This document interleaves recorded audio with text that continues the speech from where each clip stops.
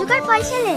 কি ব্যাপার, ড্রেস খুলছেন যে? আর খেলা দেখাবেন না? না, আমি আর খেলা দেখাবো না, আমার এখানে শেষ। স্কুল ছুটি হয়ে গেছে, আমার মেয়েকে আনতে যেতে হবে। কোন স্কুলে পড়ে আপনার মেয়ে? আমার মেয়ে গ্রিন ভিউ ইনস্টিটিউটে পড়ে। আরে বাহ, এ তো খুব দারুণ ব্যাপার। আমার মেয়েও তো ওই স্কুলে পড়ে, কিন্তু ওই স্কুলে তো অনেক খরচা, আমরা চালাতেই তো হিমশিম খেয়ে যায়। কিন্তু আপনি এত খরচা বহন করেন কিভাবে? এই যে একটু আগে দেখলেন না, মানুষকে নিচে হাসিয়ে যে উপার্জনটুকু হয় ওতেই খেয়ে না খেয়ে আমার মেয়ের স্কুলের ফিসটা। অত কষ্ট করে আপনার মেয়েকে ভালো স্কুলে ভর্তি করার কি দরকার ছিল? একটা সরকারি স্কুলে পড়ালেও তো পারতেন।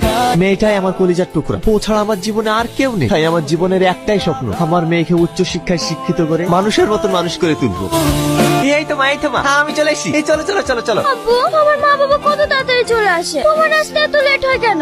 আরে শোনো মা, আমার এই কান হচ্ছে, আর লেট হবে না। এই চলো চলো। তুমি প্রতিদিন শুধু একই কথাই বলো। কি করবো বলো মধু, কাজে থাকি তো লেট হয়ে যায়। এবার থেকে আমি চেষ্টা করবো খুব তাড়াতাড়ি আসার। এই চলো, আর একবার লাও মা, আর একবার। না, আমি খাবো না। এইভাবে না খাওয়াতে গেলে তুমি অসুস্থ হয়ে পড়বা যে মা। এই একবার লাও মা। তোমাকে একটা কথা জিজ্ঞেস করবো? না মা, যত কথা সব সকালে বলবা, অনেক রাত হয়ে গেছে, এখন চুপটি করে শুয়ে পড়া তো। না আব্বা, আজ তোমাকে বলতেই হবে, নাহলে কিন্তু আমি ঘুমাবো না। বলো না আব্বা, আমার মা কোথায়?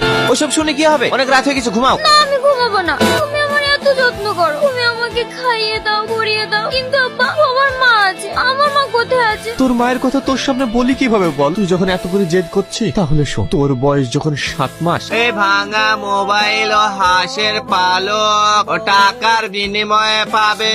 ও ভাই, দাঁড়াও দাঁড়াও দাঁড়াও, তুমি আমাদের গ্রামে এক সপ্তাহ আসনি কেন? আমাদেরকে তো অনেক গ্রামে যেতে হয়, সেই জন্য আসা হয়নি। কিছু লাগবে বোন? হ্যাঁ, আমাকে দুপাতে টিপ দাও। কি গো, 3টের সময় আসার কথা, সন্ধ্যাবেলায় আসছো যে? আজ একটা নতুন গ্রামে গিয়েছিলাম। তাড়াতাড়ি গা ধুইলাও, মা বারবার ফোন করছে, যেতে হবে। কোথায় যাবা? কেন, তোমার মনে নেই নাকি আজ আমার ভাইয়ের ছেলের জন্মদিন? তাড়াতাড়ি রেডি হইলাও।